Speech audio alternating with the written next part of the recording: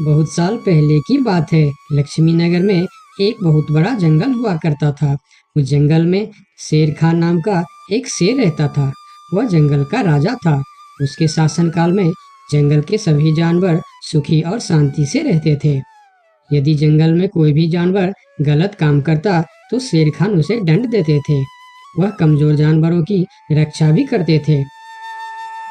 एक दिन शेर खान अपने गुफा के सामने बैठे थे। तभी उसका दोस्त भालू उसके पास आया। फिर दोनों दोस्त मिलकर जंगल और जंगल के जानवरों के बारे में आलोचना करने लगे। मैं इस जंगल का सबसे शक्तिशाली जानवर हूँ। मेरे सामने जंगल का कोई भी जानवर टिक नहीं सकता। क्या कहते हो भालू भाई? ये तो तुमने बिल्कुल ठीक कहा, लेकिन हाथी के सामने तुम बिल्कुल चूहे जैसे दिखते हो। क्या ठीक कहा ना मैंने शेर खान? भालू की बात सुनकर शेर खान बहुत क्रोधित हो गए। भालू, तुम्हारी हिम्मत कैसे हुई मेरे बारे में इस तरह की बातें करने की? तुम्हें पता है तुम किसके सामने बात कर रहे हो? मैं इस जंगल का राजा हूँ। तुम मेरे दोस्त हो, इसीलिए तुम्हारे साथ मैं थोड़ा मजाक कर रहा था। तुम मेरे बात का बुरा मत मानना शेर खान। शेर खान नहीं, महाराज कहो महाराज। मैं इस जंगल का राजा हूँ, इसीलिए बाकी जानवरों की तरह तुम भी मुझे आज से महाराज कह के ही बुलाओगे। लेकिन शेर खान, हम दोनों दोस्त हैं, फिर भी तुम ऐसे क्यों बातें कर रहे हो? दोस्त है नहीं, दोस्त थे। आज से हमारी दोस्ती खत्म। आज के बाद मैं तुमसे कभी बात नहीं करूंगा। दोस्त कहकर मेरे सामने कभी मत आना। चले जाओ यहाँ से। अपने दोस्त का इस व्यवहार से भालू बहुत दुखी हुआ और वह वहां से चला गया। उसी जंगल में गोलू नाम का एक बंदर भी रहता था। वह दूसरों की चीज चुराकर भाग जाता था। एक दिन गोलू की चोरी करते समय शेर खान के एक सिपाही के द्वारा पकड़ा जाता है और उसे शेर खान के सामने विचार के लिए लाया जाता है। गोलू को देखकर शेर खान कहते हैं, गोलू, तुम्हारी चोरी की किस्से जंगल के दूर दूर तक मशहूर है। तुम जानवरों के घर में ही नहीं, बल्कि मेरे दरबार में भी बहुत चीज चोरी की है। इसीलिए मैं तुम्हें पहाड़ से गिराकर मारने की सजा घोषित करता हूँ। आज से ठीक 2 महीना बाद तुम्हें पहाड़ से गिराकर मार दिया जाएगा। अपनी मौत की सजा सुनकर गोलू बहुत रोने लगा और बोला, महाराज, मैं अब कभी चोरी नहीं करूंगा। मुझे माफ कर दीजिए महाराज। मेरे घर में छोटे छोटे बच्चे हैं, मुझे छोड़ दीजिए महाराज। लेकिन शेर खान ने उसकी फरियाद नहीं सुना। तब एक सैनिक उसे ले जाकर जेल में बंद कर देता है। उधर गोलू का दोस्त भोलू को जब इस बात का पता चलता है, तब वह गोलू से मिलने के लिए कैद खाने में पहुंच जाता है और उससे कहता है, देखा गोलू, तुम पकड़े गए ना। मैं तुम्हें कितनी बार कहा था कि चोरी करना छोड़ दो। अब क्या होगा बताओ, कैसे निकलोगे यहाँ से? ये सब छोड़ो भोलू भाई, जो होना था वो हो गया। मुझे तो बस अपने परिवार की चिंता हो रही है। काश मैं मरने से पहले उनके लिए कुछ कर पाता। मेरे छोटे छोटे बच्चे हैं, बीवी है, अब उन सब का क्या होगा? मेरे बिना वह भी जीवित नहीं रह सकते। गोलू की बातें सुनकर भोलू सोच में पड़ गया। फिर वह शेर खान के पास गया और बोला, महाराज, मैं गोलू का दोस्त भोलू हूँ। मैं आपसे कुछ कहने आया हूँ। तो तुम गोलू का दोस्त भोलू हो? ठीक है, बताओ क्या कहना चाहते हो तुम? महाराज, मैं चाहता हूँ कि आप गोलू को कुछ दिन के लिए उसके परिवार के पास जाने दें, ताकि वह मरने से पहले अपने परिवार के लिए कुछ इंतजाम कर सके। मरने वाले का आखिरी इच्छा पूरा कीजिए महाराज। आप एक बार उसके परिवार के बारे में भी सोचिए। गोलू ने जो किया उसमें उसकी परिवार की क्या गलती है? अगर आप उसे कुछ दिन के लिए अपने परिवार के पास रहने दोगे तो शायद उसका परिवार बच जाएगा। मैं इस बारे में तुम्हारी कोई मदद नहीं कर सकता। अगर अपने परिवार से मिलने के बहाने गोलू भाग गया तो मैं किसको सजा दूंगा? शेर खान की बात सुनकर भोलू थोड़ा सोच में पड़ गया। फिर बोला, तो ठीक है महाराज, आप गोलू को छोड़ दीजिए। जब तक गोलू वापस नहीं आ जाता, मैं उसकी जगह कैद खाने में रहूंगा। और अगर वो कभी वापस नहीं आया तो क्या तुम उसके हिस्से की मौत की सजा भी लोगे? थोड़ा सोचकर बताओ। हाँ महाराज, मैं इसके लिए भी तैयार हूँ। भोलू की बात मानकर शेर खान ने गोलू को कैद से निकालकर भोलू को कैद खाने में डलवा दिया।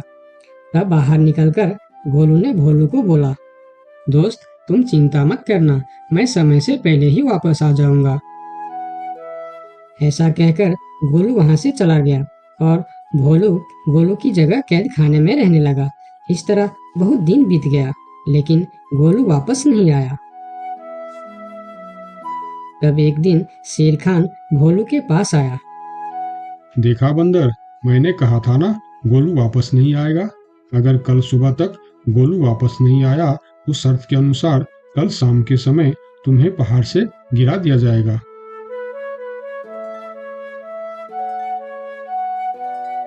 अगले दिन भी जब गोलू वापस नहीं आया, तब शेर खान और उनके सैनिक भोलू को लेकर पहाड़ के किनारे पर गए।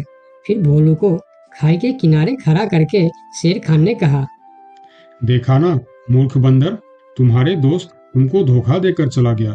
अब तुम मरने के लिए तैयार हो जाओ। लेकिन इस बार भी गोलू नहीं डरा और बोला, कोई बात नहीं महाराज, मैं अपने दोस्त के लिए मरने के लिए भी तैयार हूँ। मैं यह जानकर बहुत खुश हूँ कि मेरा दोस्त अपने परिवार के साथ खुश है।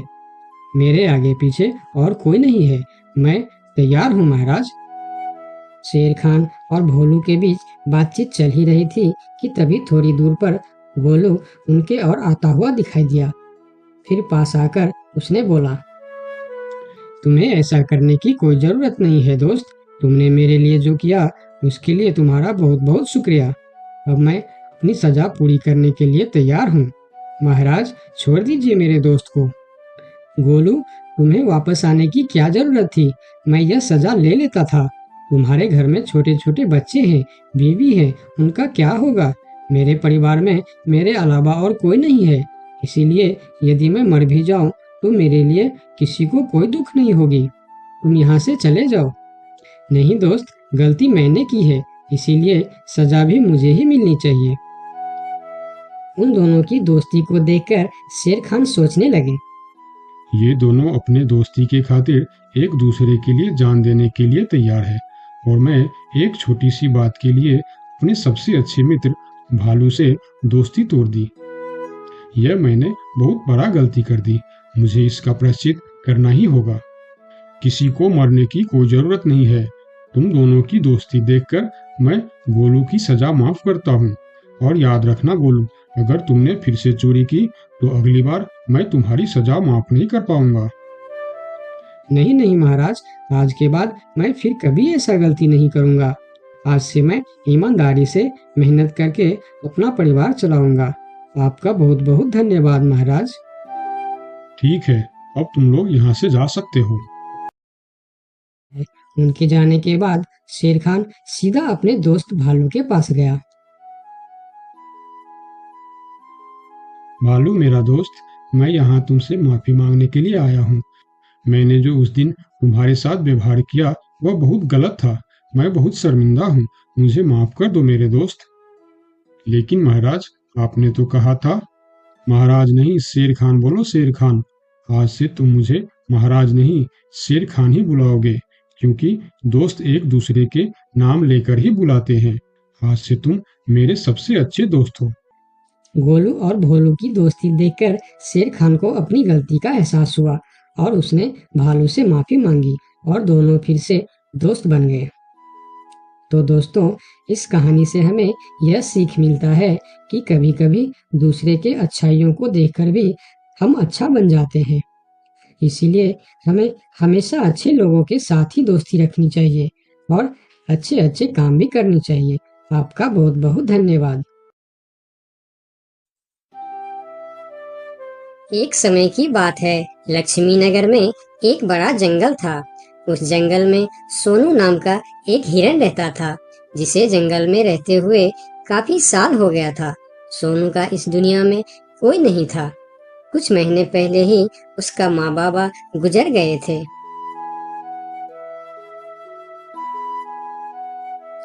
इसीलिए इस जंगल में रहते हुए उसे काफी अकेलापन महसूस होता था।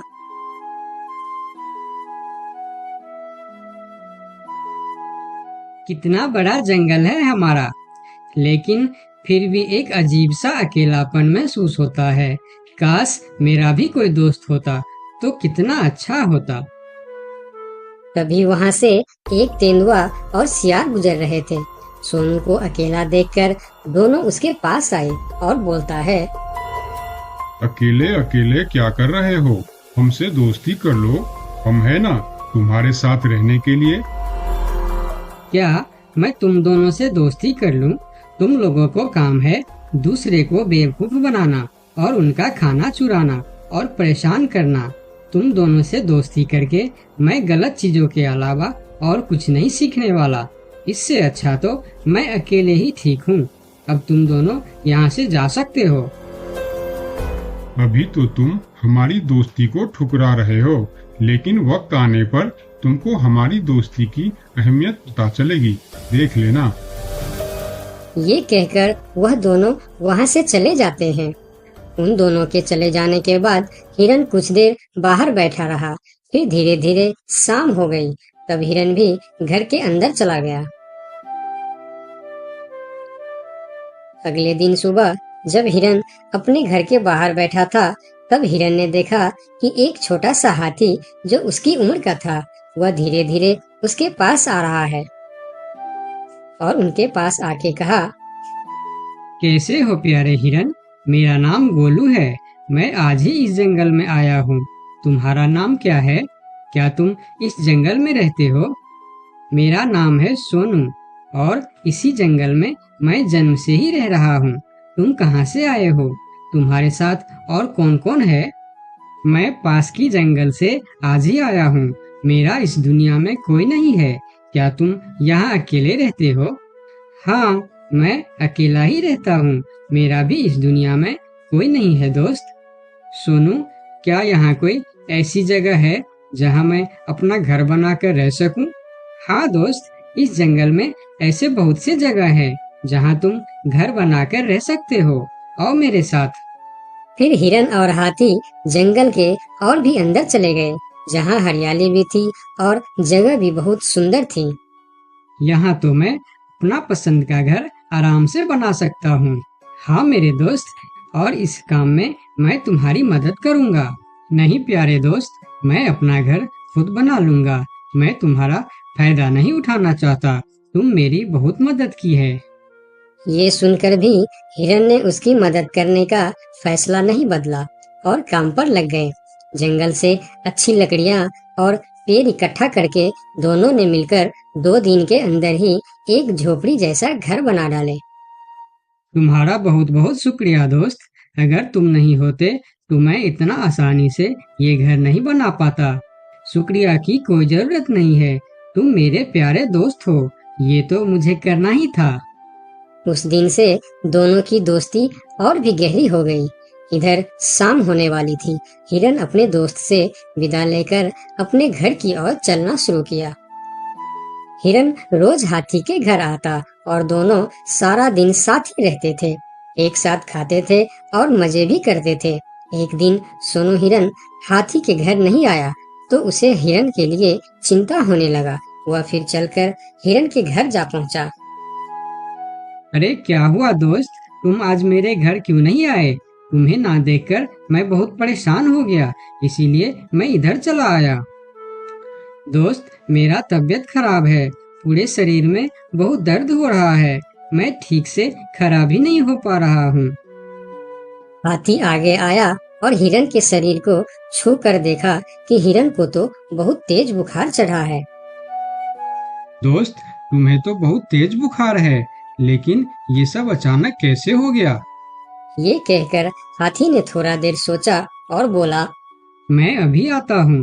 तुम बिल्कुल चिंता मत करना, तुम ठीक हो जाओगे।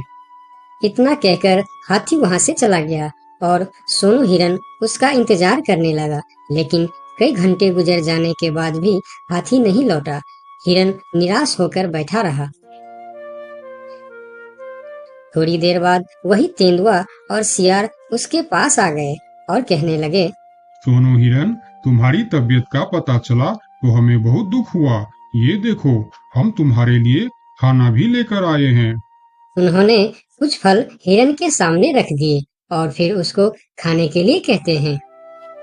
तुम लोगों का बहुत बहुत शुक्रिया, मुझे बहुत भूख लगी थी। अरे हिरन भाई, इस समय तुम्हारा तबीयत खराब है और वह तुम्हारा दोस्त कहाँ है जो हमेशा तुमसे चिपका रहता है? पता नहीं कहाँ गया है। सुबह एक बार आया था, उसके बाद अभी तक लौटा नहीं। हाँ, उसने सोचा होगा कि तुम्हारी बीमारी में सेवा करनी पड़ेगी, इससे अच्छा तो हम भाग ही जाते हैं, इसलिए वह गायब हो गया। अच्छा दोस्त ही निभाया उसने। नहीं नहीं, ऐसा नहीं हो सकता, वह मेरा बहुत अच्छा दोस्त है। ऐसा ही हुआ है। हमने कहा था ना कि वक्त आने पर हमारी दोस्ती की अहमियत समझेगी। यही वह समय है। उनकी बात सुनकर सोनू हिरन को बहुत दुख हुआ। फिर वह वहां से चला गया। धीरे धीरे शाम हो गई, लेकिन हाथी का कोई अता पता नहीं था। हिरन के तबीयत में भी कोई सुधार नहीं हुआ। अगले सुबह फिर से वह दोनों हिरन के घर पर आए। आज भी दोनों ने हिरन के लिए कुछ फल लेकर आए थे। हिरन बहुत खुश होकर खाने लगा। उसे अपने आप पर शर्म आ रहा था कि जिन जानवरों को वह बुरा भला कह रहा था, आज मुसीबत में वही उसके काम आ रहे हैं। वह हर बार उनका शुक्रिया कर रहा था और माफी भी मांग रहा था। फिर थोड़ी देर बात करके दोनों वहां से चले गए। कब तक हम इनकी नौकरी करते रहेंगे? अब अपने योजना को अंजाम देने का समय आ गया है, नहीं तो बहुत देर हो जाएगा। हाँ, तुमने बिल्कुल ठीक कहा। अब हमें और समय नष्ट नहीं करना चाहिए। आज ही हमें कुछ निर्णय लेना ही पड़ेगा। चलो चलते हैं शेर सिंह के पास।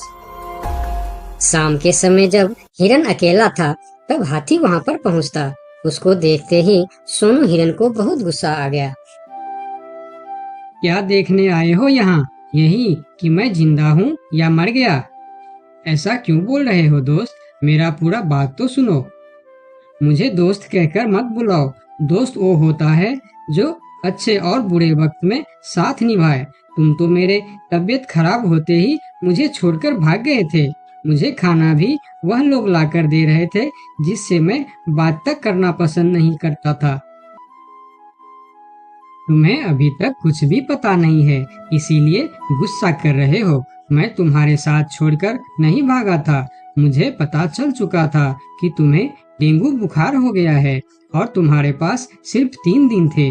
मैंने घर में इसके दवाई रखे थे, लेकिन जब मैं घर पहुंचा तो वहाँ दवा न जाने कहाँ गायब हो गया। मेरे पास समय कम था। तुमको बताने वापस आता तो और देर हो जाती, इसीलिए मैं पुराने जंगल गया था। वहाँ से तुम्हारे लिए 2 दिन का सफर करके यह जड़ी बूटी लाया हूँ। इसे खा लो दोस्त, वरना सुबह तक तुम्हारा बुखार नहीं उतरा तो मैं मेरे सबसे अच्छा दोस्त खो दूंगा। ये सुनकर सोनू हिरन के आंखों में आंसू निकल आए। उसने तुरंत वह जड़ी बूटी खा ली। मुझे माफ कर दो दोस्त, न जाने मैं कैसी तुम्हारी दोस्ती पर शक कर बैठा। यकीन मानो, तुमको वापस देखकर मुझे बहुत अच्छा लग रहा है। फिर दोनों ने बातें करने लगे। इतने में सोनू को अच्छा महसूस होने लगा। फिर वह उठकर खड़ा हो गया। अरे देखो दोस्त, मैं तो बिल्कुल ठीक हो गया। तुम्हारा बहुत बहुत धन्यवाद दोस्त। दोनों घर के बाहर बातें कर रहे थे, तभी वहां पर शेर सिंह को साथ लेकर वह दोनों आ गए। तुम लोगों के साथ ये शेर सिंह यहाँ क्या कर रहा है? शेर सिंह, यही वह हिरन है जिसे हमने आपके लिए तैयार किए हैं। ये सुनकर हिरन डर गया और फिर उसको समझ में आया कि ये दोनों क्यों इसका सेवा कर रहा था। इधर शेर सिंह हिरन को शिकार करने के लिए आगे आया। तब हाथी बोला, मेरे रहते तुम लोग मेरे दोस्त को कुछ भी नहीं कर सकता। ये कहकर हाथी आगे आया और जैसे ही शेर सिंह ने हिरन की तरफ कदम बढ़ाया, हाथी ने शेर सिंह को जोर का टक्कर मारा और शेर सिंह दूर जाकर गिरा और उसकी कमर का हड्डी टूट गया और वह उठ भी नहीं पाया। यह देखकर तेंदुआ और सियार जल्दी जल्दी वहां से भाग गया। फिर उस दिन के बाद हिरन और हाथी